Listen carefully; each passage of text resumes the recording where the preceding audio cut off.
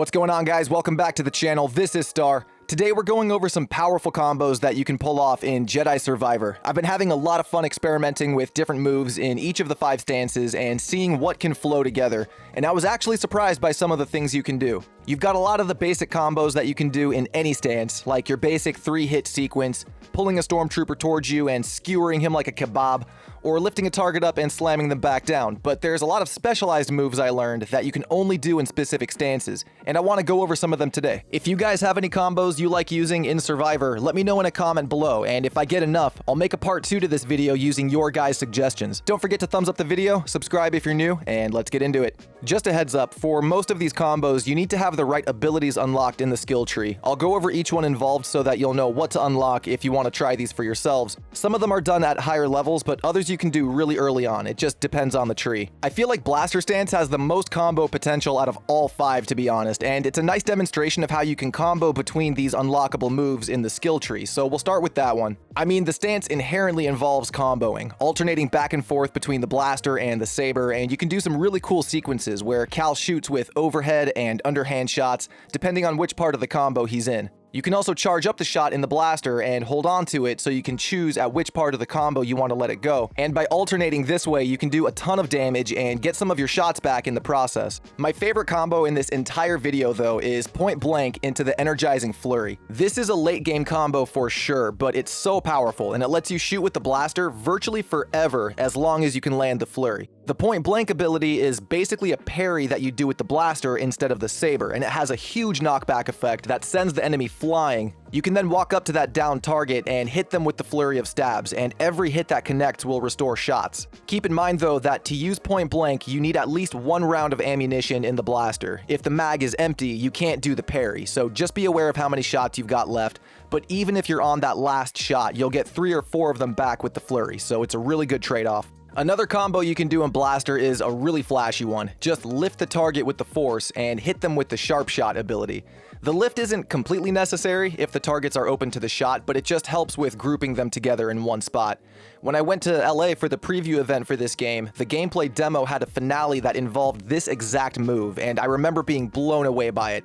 It's a crowd pleaser for sure. Speaking of crowd pleasers, check out the new OwnASaber from our friends over at OwnASaber. They sent me this beautiful box to open and show off on the channel. Never mind the table artwork from my city, although I guess it kind of blends in with the Arabesh, so it's not bad. This replica of Cal Kestis' lightsaber is really nice. It's got the details of the broken hilt at the end, and it's got a nice sturdy design to it. What really impressed me was the reactive sound, where the whooshing sound effect of the lightsaber got louder the harder I swung the blade around, and there's a bunch of different settings and blade colors to choose from. These things have really come a long way since my first one. It comes with everything you need right out of the box: hardware, a charge cable, the blade itself, and a manual for operation. This is a dueling grade saber too, so you can have fights with your friends and not worry about damage. To the blade, that is, but it's also really nice as just a decorative piece. Right now, OwnASaber is having a special until May 7th where you can get $10 off your order, free shipping, and a free stand for your new lightsaber. Just use my code STAR at checkout for those benefits, and there will be a link to the OwnASaber in the pinned comment and in the description.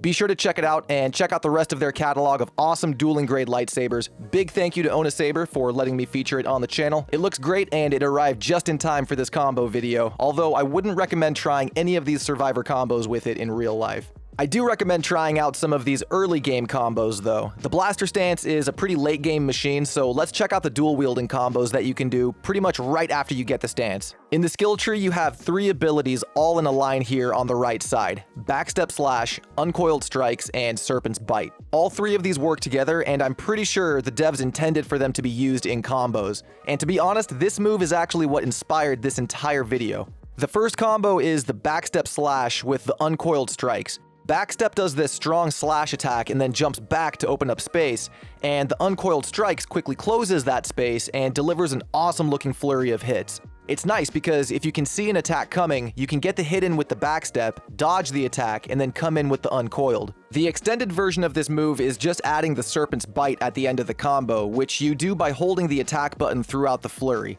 At the end of the combo, Cal slams both of his lightsabers into the ground and sends out a small shockwave that staggers enemies that it hits. It looks really cool and it's satisfying to pull off. And like I said, you can do this entire sequence really early on. They're available as soon as you get the stance, and it's just going to cost 4 skill points to unlock all 3 moves. The timing is interesting because Uncoiled Strikes is triggered by doing a delayed second attack, so there's a brief pause in between the moves. The backstep will use up force power, but the Uncoiled and Serpent's Bite won't, so you can actually use this combo a lot more often than most of the others in this video. Try this one out on boss fights. Since the dual wield stance is best suited for those one-on-ones, this combo can melt a block meter and a health bar. When I was experimenting for this video, I didn't think the single blade stance could do a whole lot, but I was actually really surprised by how good it is. One of my favorite combos to do in single blade stance is a force push followed up with the dash strike, and I like this one a lot because you can do it pretty much whenever you throw the push out there. You can do a sequence like attack, attack, push, and then dash, or a single attack, push, and dash, or you can just go straight into it starting with the push. This one opens up space and then closes it really fast with that dash, and it can do a bunch of damage.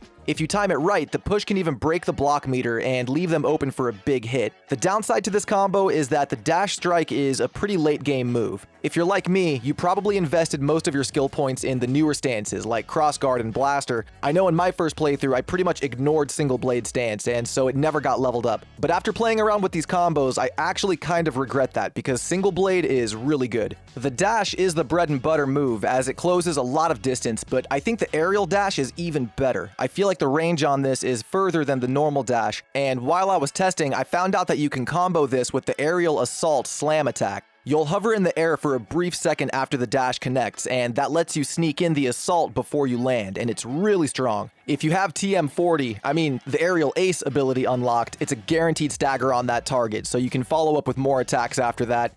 And shout out to you if you understand that Pokemon joke. Both the dash strike and the aerial assault will use up the force meter, so I like to make sure that I have at least half a bar before doing this. I should actually probably throw it out there that most of these combos will use up the force. In the survival skill tree, I like to level up my force attunement, which increases the overall force meter, and that lets me combo off more as I fight. Now, the double blade is where things start getting really flashy, and it's another one of those stances that you can do combos with really early on. You can yank huge groups of enemies towards you and use your force move to mow down the crowd, which is a fan favorite, and there are a few other variations of this. You need the Howling Pull ability unlocked for this stance to be most effective, but luckily it's the first move on the telekinesis skill tree, and that power throw is already unlocked for the double stance, so you can do this right away. And if you unlock the double orbit ability, that will make Cal throw the saber around him a second time to take down any waves of enemies that the first hit missed. It's really strong, especially in large groups like this. My favorite combo in Double Blade, though, is a late game move that combines the Rising Storm ability with the Repulse. You suck them all in as you go airborne, pause, and then knock them down as you hit the ground, and that lets you get a bunch of free hits in. You can chain your force attack after the knock for huge damage, or you can just swing away like Joaquin Phoenix. This one isn't as strong as the power throw, it's definitely more defensive because the stagger off of the repulse will give you a perfect opening to get a stim in, while the other combo is way more about that power move. Double blade stance is amazing for crowds, but my main issue with it is that you really have to commit to each attack, so using these force powers to knock the enemy off balance is really effective, and it makes this an early game combo machine. Crossguard stance doesn't seem to have the same capacity for combos as the other stances. It's way more focused on those power swings, but you can still combine some of the basic commands. 1 or 2 basic attacks can be followed up by the force move for some crazy damage to either health bars or block meters. Ideally, you want to break the block meter with the basic attack and then deliver that power move right to the health bar. You can also do this fun combo where you use the force slam on a target, and while they're stuck on the ground, you hit them with the shockwave from impact. Normally this move can be blocked, but stunning them with the slam opens them up, and if you have the jump attack leveled up to max with greater impact, you can knock the target down over and over again.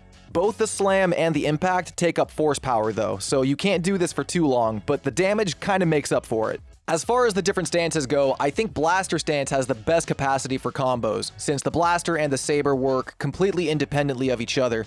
The dual wield has the most reliable combo with the backstep into Uncoiled, and Double Blade isn't that far behind dual wielding. At the higher levels, Single Blade is amazing at stringing together different moves. The crossguard is the only one that I'm still kind of figuring out and seeing what's possible. Like I mentioned at the start, there may be a part 2 to this video if I get enough viewer comments with more combos, and hopefully by then I'll have figured out what the crossguard can really do.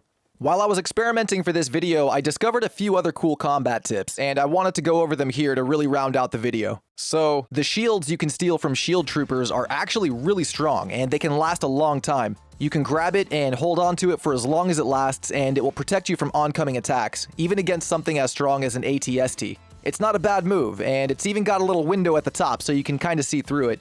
When you're done with the shield, you can just throw it at a target for massive damage. It's a nice little 2-piece force combo. The ATSTs can, of course, eventually destroy it, but one thing that they can't destroy is the spammel. These friendly giants are your mounts on Jedha, and you can actually attack with them while you're riding, and they do some pretty great damage.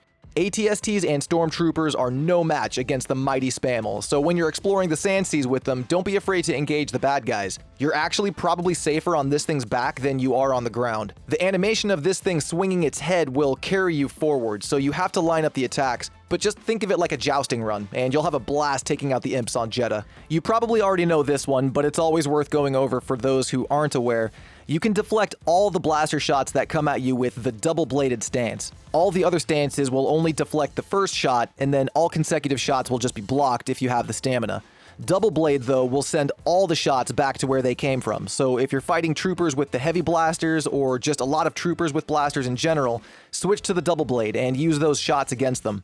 You can also use the Force to pull and push rockets and other projectiles, which makes taking out some of the droid enemies way easier. If you ever see that grenade or rocket coming, just keep a finger near that Force push button and you'll be good to go.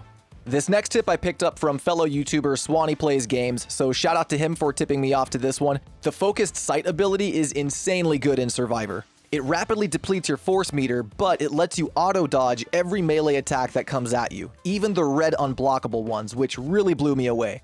I figured the unblockables couldn't be dodged with this, but that's not the case. You absolutely can dodge them, and it makes certain boss fights so much more manageable. It'll cost you 2 skill points in the survival skill tree, but it's definitely worth picking up. But guys, that's gonna do it for today. I have more combos and combat tips to share, but I think I'll save those for a part 2. If you guys enjoyed the video today, let me know by giving it a thumbs up, and if you're new, consider subscribing and getting notified. We are going through a bit of a transition on the channel, and making this more of a general Star Wars channel, and not just about the games. The games will still be a big part of it, but with the projects like Ahsoka and the newer movies coming out, I want to talk about that stuff too, so we'll be having more discussions and movie and show talk here on the channel, so I hope you guys stick around for that. Once again, big thank you to OwnASaber for letting me feature the Chaos Blade on the channel. Don't forget to click the link in the pinned comment and in the description to check out the blade, but that's going to do it for today's video. Take care of yourselves, take care of each other, and I'll see you in the next one.